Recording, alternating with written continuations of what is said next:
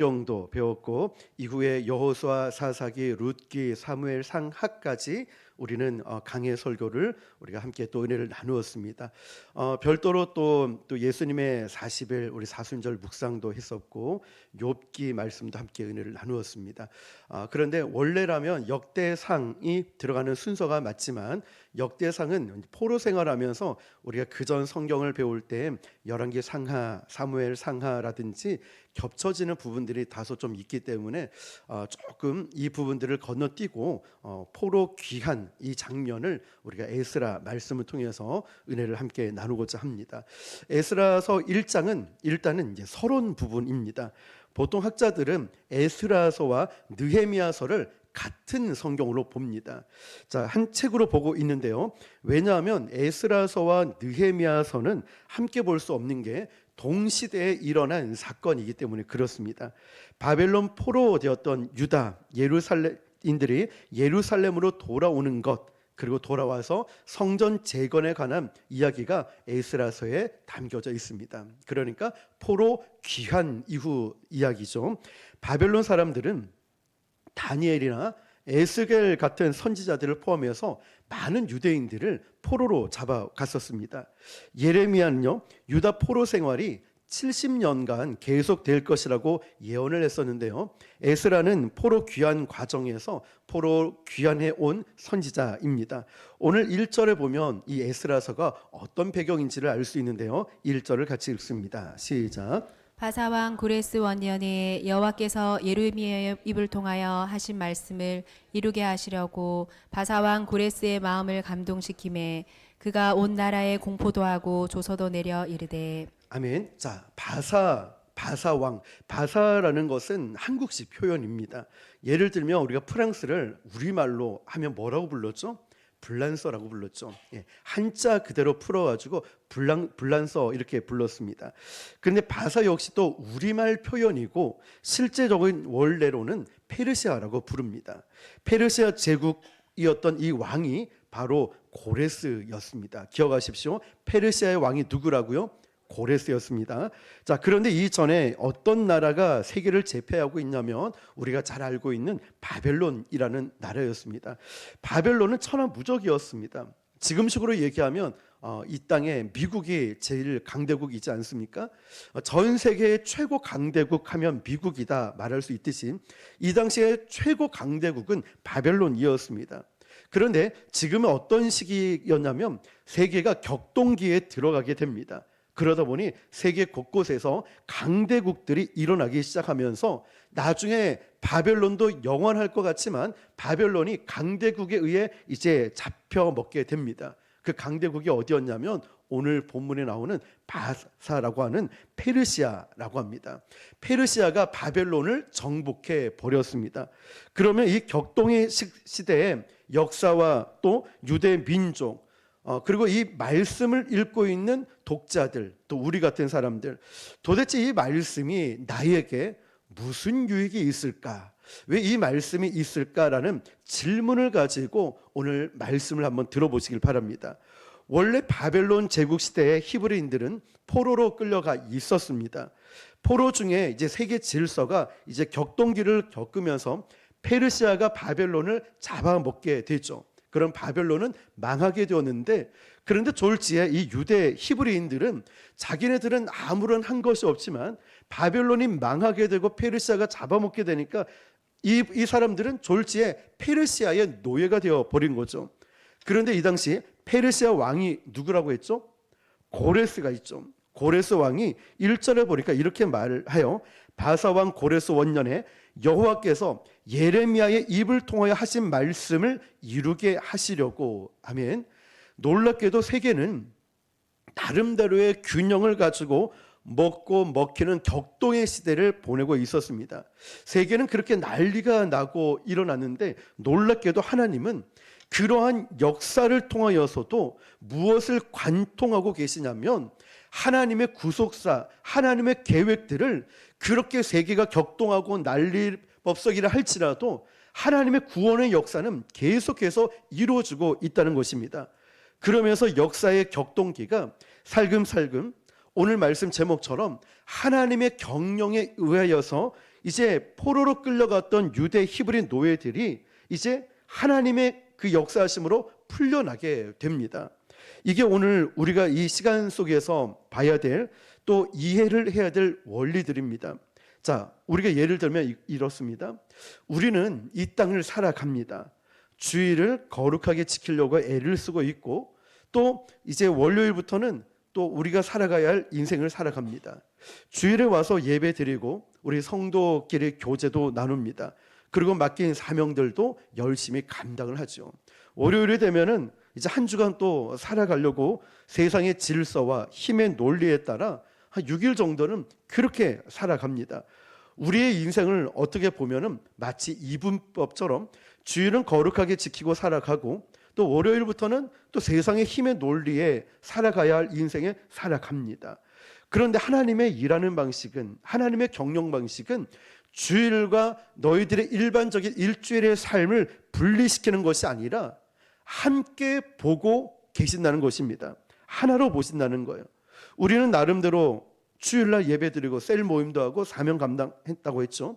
나름 영적인 원리 속에 살아가는 것 같지만, 또 나머지 6일을 살아갈 때는 세상 속에서 세상의 질서에 의해서 우리는 살아갈 수밖에 없다는 것입니다. 그러니까 하나님의 역사는 이것을 분리시키는 것이 아니라 우리 인생 통째로 보시면서 하나님의 구속사적 관점에서 흘러가고 있다는 것입니다. 그런데 중요한 것은 우리가 이 시점에 하나님께 대한 시선을 놓쳐버리면 이런 마음이 드는 거예요. 하나님이 나를 잊으신 건 아닐까? 도대체 나에게 왜 이런 어려움들이 오고 나에게 아픔들이 왔으며 왜 이 말씀이 또 나에게 무슨 의미가 있을까? 성경 말씀이 이런 뜬금없는 질문들을 하게 된다는 것입니다. 그렇다면 우리가 이렇게 봐야 되죠. 지금 이 성경의 배경은 바벨론이 망하게 되었고 새로운 신흥 제국이 일어난 때입니다. 그런데 놀랍게도 성경은 2절을 보니까 예레미야의 입을 통하여 하신 말씀을 이루게 하시려고, 세계는 어떻습니까? 바벨론이 페르시아에 의해서 정복당해서 막 지금 세계가 난리가 일어난 격동을 지나고 있지만, 하나님의 구원은, 하나님의 경영은 그것과 상관없이 예레미야 입을 통하여 말씀하신 것이 그대로 이루어지는 일들이 일어나고 있다는 것입니다. 우리가 여기서 확인해야 될 것이 무엇일까요? 이 역사의 주어, 이 역사의 주권은 누구에게 있을까요? 그렇죠, 하나님께 있다는 거예요. 지금 우리가 살아가는 이 시대가 아무리 격변하고 지금 정치적으로 나라가 힘들고 또 사건과 사고 속에 어려운 시대를 보낸다 할지라도 하나님의 구속사, 하나님의 구원의 경영은 지금도 변함없이 이루어지고 있다는 것입니다. 왜냐하면 내 인생의 이 땅의 모든 주권은 누구에게 있다고요? 하나님께 있기 때문입니다. 그 하나님께서 저와 여러분의 머리털까지 세신 바 되신 하나님께서 우리의 시시콜콜 작은 문제까지도 통치하시고 주관하시는 하나님이십니다. 우리는 절대 이것을 잊어서는 안 될 것입니다. 1절 하반절을 보니까 바사 왕, 페르시아 왕이죠, 고레스의 마음을 하나님이 어떻게 하셨습니까? 감동시키시네. 그렇죠, 감동을 시켜주셨어요. 온 나라에 공포도 하고 조서도 내리게 하셨습니다. 무슨 조서였냐면 바사왕 고레스는 이방의 왕이었습니다. 그런데 하나님께서 그 고레스의 마음을 어떻게 하셨다고요? 감동을 주셨어요. 감동을 주시니까 이제 공포도 하고 조서도 내리는 하나님의 실제적인 일들이 일어난다는 것입니다. 그런데 여기서 하나님께서 감동을 주셨다는 것은 일반적으로 야, 내가 은혜 받았어, 내가 오늘 너무너무 감동을 받았어, 이 정도가 아니라 정확하게 번역하고 표현하면은 그냥 고레스 왕의 마음을 확 잡아채가지고 이러지도 저러지도 못하게 그냥 딱 여기에 앉혀놨다는 거예요. 그러니까 하나님께서는 고레스의 마음을 감동을 시켰다는 것은 그냥 이 마음이 다른 생각 들지 않도록 공포도 하고 조서도 내리고 이 일을 빨리 진행할 수 있도록 강력하게 그 마음을 주관했다는 것입니다. 이 왕은 기억하십시오, 이방 왕입니다. 이방 나라의 왕이라는 거예요. 하나님의 그 왕의 마음을 주관하셨다는 것입니다. 이런 생각을 할 수 있죠. 그러면 고레스 왕이 하나님을 믿는 분이었을까? 물론 이건 우리가 속단할 수는 없습니다. 하나님이 고레스를 감동시켜셔서 하나님의 역사를 움직였는데, 왜 중요한 것은 하나님은 이렇게 어떠한 악인들도 어떠한 사람들도 하나님의 주권 가운데 있기 때문에 도구로 얼마든지 쓰실 수 있는 분이십니다. 왜냐하면 북이스라엘 왕이었던 예후가 그랬거든요. 하나님이 기름을 부었습니다. 그리고 하나님은 그를 도구로, 하나님의 역사의 도구로 사용하셨습니다. 그렇지만 그 마지막에 어떻게 된지 아시죠? 비참하게 그의 인생은 버려지고 끝이 납니다. 우리도 하나님이 이 사람을, 고레스 왕을 감동을 시켜서 하나님을 꼭 믿었다라고 단정할 수는 없습니다. 분명한 건 이거예요. 하나님이 고레스도 한 나라의 왕도 도구로 쓰실 수가 있다는 것입니다. 자, 그러면 그가 도대체 감동해서 공포도 하고 내린 조서가 뭐냐면 2절 시작. 바사왕 고레스는 말하노니 하늘의 하나님 여호와께서 세상 모든 나라를 내게 주셨고 나에게 명령하사 유다 예루살렘의 성전을 건축하라 하셨나니. 아멘. 자, 페르시아 왕 고레스는 말을 합니다. 하늘의 하나님인 여호와께서 세상 모든 나라를 나에게 주셨고 나에게 명령하사 유다 예루살렘 성전을 건축하라 말씀하셨습니다. 자, 이 놀라운 조서를 내렸고 공포를 한 거죠. 지금 포로로 붙들려 있는 저 변방의 소수의 히브리 민족들은 이제 어안이 벙벙한 겁니다. 일단 첫 번째, 고향 예루살렘으로 돌아가라 했고, 또 무엇을 하라고 했죠? 성전을 건축하라고 했습니다. 너희 고향 돌아가서 성전을 건축해, 공포하고 조서를 내렸습니다. 하나님이 감동을 주셨으니까.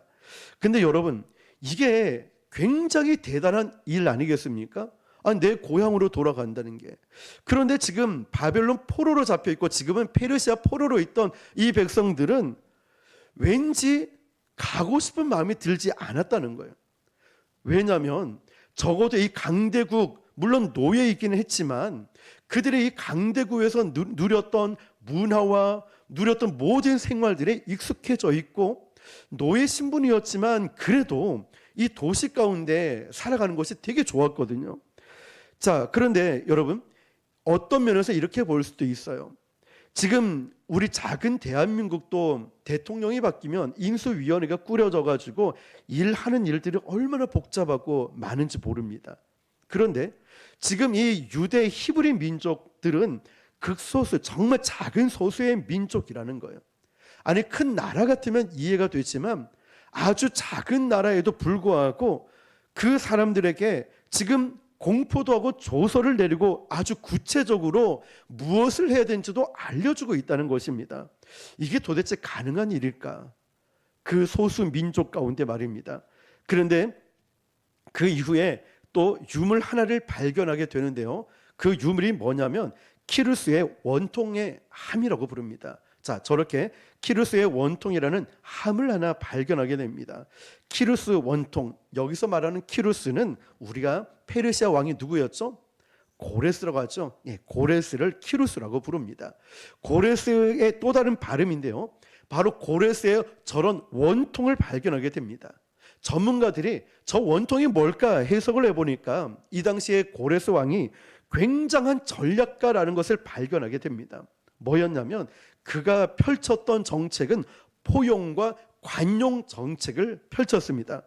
보통 제국이 돼서 망하는 경로가 뭐였냐면 무조건 저들의 문화를 말살해야 되고 저들의 언어도 말살하고 저들의 정신세계도 완전히 말살하고 해서 나의 나라에 종속시키게 해야 돼 하면서 모든 문화와 저들의 삶의 문화권들을 다 끊어버렸다는 거예요. 근데 어떤 일들이 일어났냐면 이 백성들이 반감을 사기 시작하고 반기를 들기 시작하니까 이 세워진 제국들이 이들의 반발로 인하여서 이제 무너지는 일들이 너무나 많이 일어났다는 거예요. 고레스 왕은 이 사실을 너무 잘 알고 있어요. 특히 이 사람들의 다른 걸 몰라도 종교적인 걸 건들 때는 더 극렬하게 일어났다는 것입니다.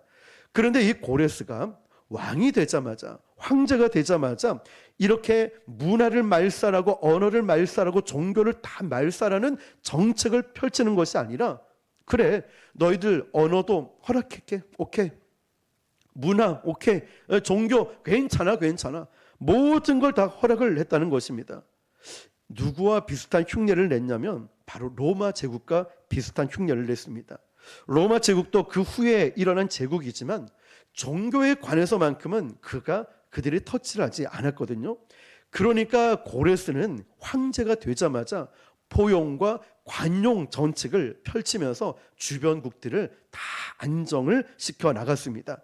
그래서 왕이 되자마자 조서를 내려서 히브리인들에게 말하는 거예요. 야, 너희들 고향에 가고 또 저들 때문에 무너졌던 회파된 성전을 다시 건축해.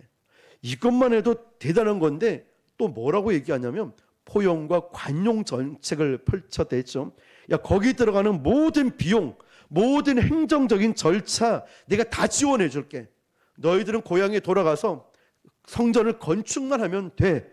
이들에겐 세상에 이런 일이 나올 만큼의 엄청난 일입니다. 그런데 이 황당한 이 조서를 들은 히브리 노예들 입장에서 보니까 갑자기 왜 이런 말을 할까? 왜 고향으로 돌아가고 왜 성전을 건축하라 할까라는 이야기가 이런 마음들이 든 거예요. 그때 그들이 이 포로로 70년 가까이 있었단 말입니다.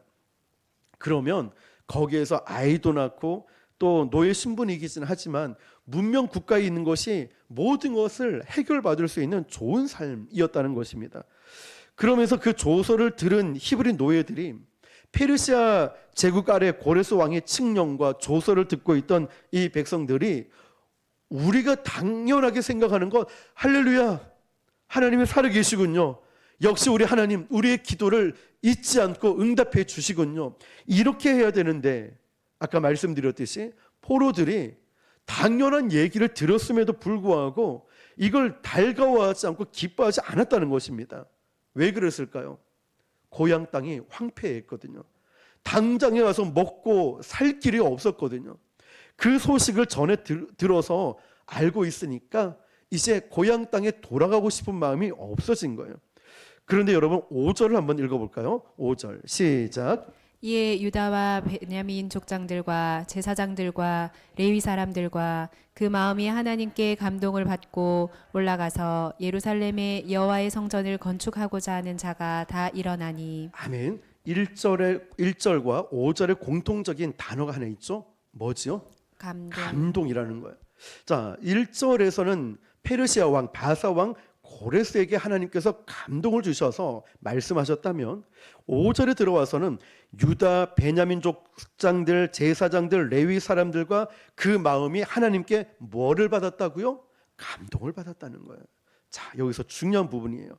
하나님은 굉장히 논리적이고 합리적이고 이성적인 분이신데 하나님은 하나님의 역사와 일을 할 때 이렇게 억지로 등 떠밀어서 밀어붙이는 분이 아니시라는 거예요. 하나님은 누구에게도 감동을 주셨냐면 바로 그 노예들에게도 감동을 주셨습니다. 고레스 왕에게 야, 너 왕이잖아, 너 황제잖아, 너가 조서를 내리고 공포하면 다 되는 거야, 이렇게 말씀하실 수도 있지만 하나님은 감동을 주셨는데 이제 이 노예들까지 이 히브리 민족들까지 하나님은 그들에게 감동을 주셨다라는 것입니다. 만약에 이 황제 혼자 말을 선포했다고 다 되는 것은 아닌데 하나님은 이 백성들에게까지 포로들에게까지 하나님은 감동을 주셨습니다. 목적은 그거죠. 하나님의 구원의 경영, 하나님의 구원의 역사를 이루고 계신다는 것입니다. 바로 이 격동의 시기에 세계 질서가 재편되고 있는 역사 가운데 실질적으로 누가 가장 이득을 보고 있냐면 포로로 끌려왔던 유대 히브리 민족이었다는 것입니다. 그런데 이 노예들은, 이 백성들은 하나님의 구원의 계획을 지금 당장 그 의미를 알지 못할 수도 있어요. 왜 내가 돌아가야 돼? 왜 내가 그 무너진 먹고 살 길이 막막한 곳에 가야 돼? 라는 생각이 들지도 모릅니다. 그들은 다시 돌아가서 그들의 성전을 재건하는 것뿐만 아니라 그들의 신앙도 회복되어야 되고 그것을 통하여 하나님께서는 그들을 향한 하나님의 구원의 계획이 있다는 것입니다. 하나님은 그런 큰 그림을 갖고 계셨습니다. 그래서 1장 1절에도 세계가 격동의 시대를 보내고 있지만 누구의 뜻을 이루기 위해서였냐면 예레미야에게 하신 하나님의 말씀을 이루기 위해서 이 역사들을 펼치고 계신 겁니다. 예레미야 29장 10절 11절입니다. 시작. 여호와께서 이와 같이 말씀하시니라. 바벨론에서 70년이 차면 내가 너희를 돌보고 나의 선한 말을 너희에게 성취하여 너희를 이곳으로 돌아오게 하리라. 여호와의 말씀이니라. 너희를 향한 나의 생각을 내가 아나니 평안이요 재앙이 아니니라. 너희에게 미래와 희망을 주는 것이니라. 아멘. 역사의 주관자가 누구시라고 했죠? 하나님이셨습니다. 세계가 그렇게 혼란스럽게 흘러가는 우리도 이 시대를 살아가고 있지만 결국 이 시대와 우리의 인생을 주관하시는 분은 하나님이십니다. 방금 예레미야 말씀처럼 여호와께서 이같이 말씀하신 거예요. 바벨론에서 너희는 70년 동안 있을 것이다.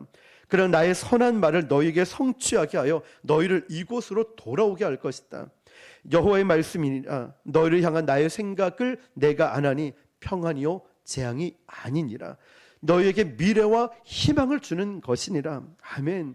이 선지자가 하나님께로부터 이 말씀을 받았고 히브리인들에게 구원의 계획, 역사의 이 격동기 가운데 지금 어떻게 이루어지고 있는가를 확인하고 있는 것입니다. 그런데 문제는 이거죠.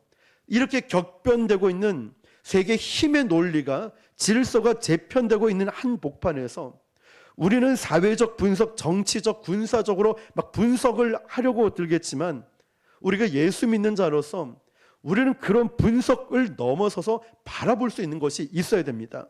무엇일까요? 오늘 말씀 제목처럼 무엇일까요? 하나님의 경영을 볼 수 있어야 돼요. 하나님이 지금 이렇게 세계가 혼란스럽고 기후 문제뿐만 아니라 정치적으로 경제적으로 어려움들이 있을 때 우리가 생각지도 못한 코로나를 겪고 나서 그 이후에 혼란을 겪고 있는 이 시대에 하나님은 저와 여러분에게 무엇을 보게 하실까요? 어디에 눈을 뜨게 하실까요?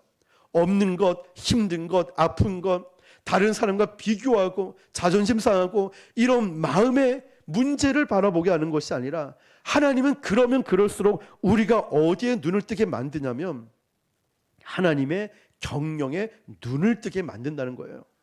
그래서 우리는 세 가지 결론에 도달할 수 있습니다. 첫 번째가 뭐냐면 역사의 주관자가 누구시냐라는 거죠. 누구시라고 했죠? 하나님이십니다. 믿으십니까? 우리 절대 이거 놓치면 안 됩니다. 내 인생의 주관자, 우리 교회, 우리 인생, 이 나라의 주관자는 아무리 세계가 정치적으로 어려운 일이 일어나도 하나님의 구원의 경영은 계속해서 이루어질 것입니다. 하나님의 주권자이시기 때문이죠. 예를 들면 이거예요. 요셉이 개인적으로 굉장히 험난한 인생을 살아오지 않았습니까? 결국 그는 개인적으로 나중에는 국무총리까지 성공을 합니다.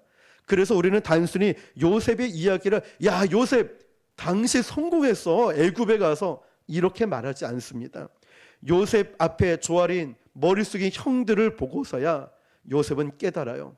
하나님의 구원의 경영, 하나님의 구원의 경영에 눈을 뜨게 됩니다. 그리고 이것이 누가 하신 일이라고요? 하나님이 하신 일인 것을 고백하게 돼요.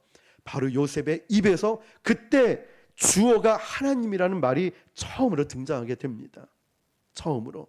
그러니까 요셉 성공했어 이게 아니라 요셉의 인생을 주관하시는 분이 처음으로 주어가 등장하는데 하나님이시라는 게 고백하게 되는 거죠.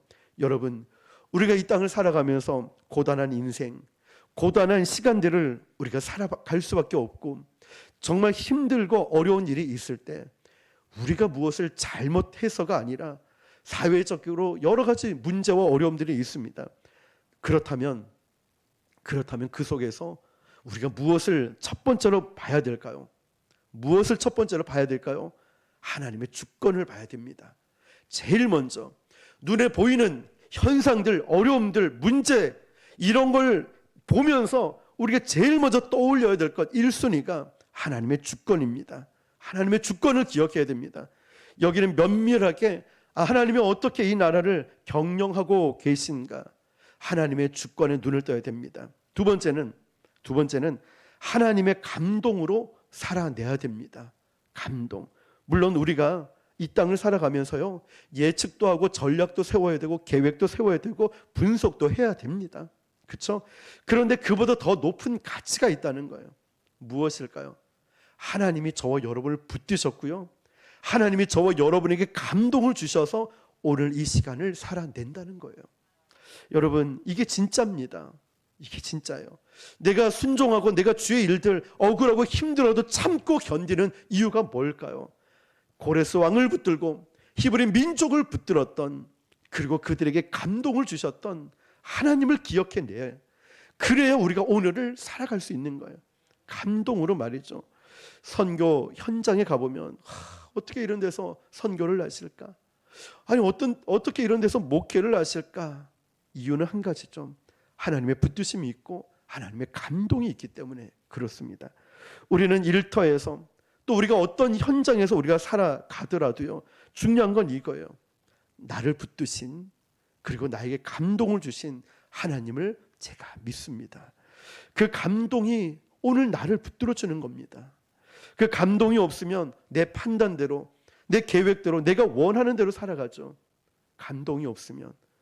그렇지만 여러분, 사람은 이익을 선택하지 유익을 택하는 존재가 아닙니다. 항상 뭐든지 나에게 무슨 이익이 있을까? 그런데 감동이 오면 달라져요. 감동이 오면 내 삶에 그렇게 소중하게 여겼던, 꼭 붙잡고 있었던 모든 것들이 다 무가치해집니다. 내가 이것을 위해 살아왔나? 돈을 붙들고 힘을 의지하고 내가 세상의 것들을 믿고 살아왔는데 어느 순간 확 무너지는 거죠. 오늘 전도하면서 문 닫은 곳이 많았는데요, 이불집에 들어가니까 이분이 나와 계셨어요. 그래서 얘기를 참 오랫동안 했는데요, 자기 어렸을 때 사신, 이분이 70이래요 나이가. 근데 갓난아기 사진부터 이제 초등학교 국민학교 다닐 때 집이 부자였답니다. 그때 서울에 살 때 4,000평의 농장, 이게 뭐 있었고요. 아버지가 의사였었고 뭐 일본에서 유학을 해 오셨고, 그러고 보니까 머리를 이렇게 말아가지고 남들은 이제 허름한 옷 입고 있을 때 본인은 굉장히 좋은 옷을 입고 쭉 얘기를 했어요. 그런데 작년에 1월 달에 심장에 이제 문제가 생긴 거예요. 그래서 부산 양산대 부산병원에서 검사를 받고 이제 다음 주쯤에는 정밀 검사를 또 받는다고 합니다. 무섭대요. 그러면서 저보고도 건강 조심하라고, 건강이 최고라고. 제가 말씀드리죠. 네, 건강이 최고예요. 그렇지만 그보다 더 큰 최고가 있어요. 우리가 언젠가는 다 이 땅을 떠나가게 되어 있는데 우리가 어디에 갈 건가? 천국 갈 확신이 있어야 됩니다. 우리는 언젠가는, 저도 그렇고 어머님도 다 떠나가게 되어 있지만, 근데 여러분, 정말 그분에게 가장 중요한 그 어려움 가운데 있다니 처음으로 그렇게 오랜 대화를 나눴거든요. 그분에게 천국을 전할 수 있고 그분에게 기도를 해드릴 수 있다는 게 얼마나 감사한지 모릅니다. 우리가 가장 소중한 것을 깨닫게 되면 나머지가 별로 가치 없게 느껴진다는 거죠. 사도 바울이 뭐라고 했죠? 배설물처럼 여긴다고 했죠. 가장 소중한 것을 그가 깨닫고 나니, 본질을 깨닫고 나니 그렇게 아무것도 아니라는 거죠. 여러분, 이처럼 우리가 이런 하나님의 감동으로 하루하루를 살아낼 수 있게 축복합니다. 마지막 세 번째 우리가 붙들어야 될 건 이거예요. 하나님은 약속을 성취하는데 열심이라는 것이죠. 세계가 아무리 격동하고 세계가 아무리 문제가 일어나도 하나님의 경영은, 하나님의 구원의 역사는 멈춰지지 않는다는 것입니다. 우리가 오늘 말씀 1장을 통해서 무엇을 발견하게 됩니까?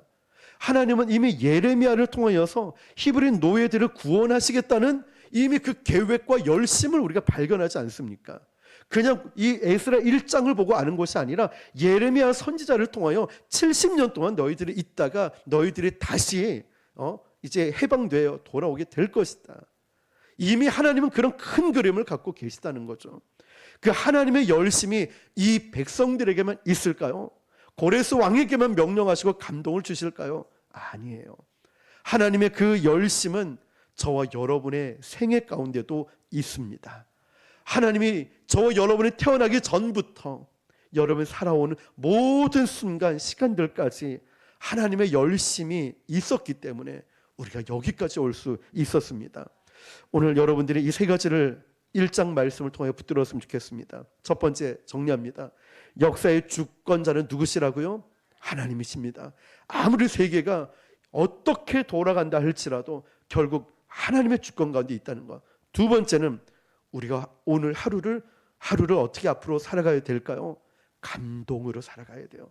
하나님이 나를 붙드셨고 나를 예배자로 불러주셨고 나를 쓰시고 나에게 정말 이 귀한 일들을 하게끔 하시는 감동으로. 왜냐? 정말 중요한 것을 우리가 깨닫게 되면 나머지는 아무리 좋은 거라도 무가치하게 여겨지기 때문에 꼭 감동으로. 마지막 세 번째는 하나님의 열심, 하나님의 약속을 성취하는 데 열심은 이 백성들에게만 있는 것이 아니라 저에게, 여러분 모두에게 있다는 것 여러분 꼭 기억하시면서 오늘 이 말씀을 붙들고 능력 있게 살아가시는 저와 여러분 되시기를 주님의 이름으로 축원합니다. 기도하겠습니다.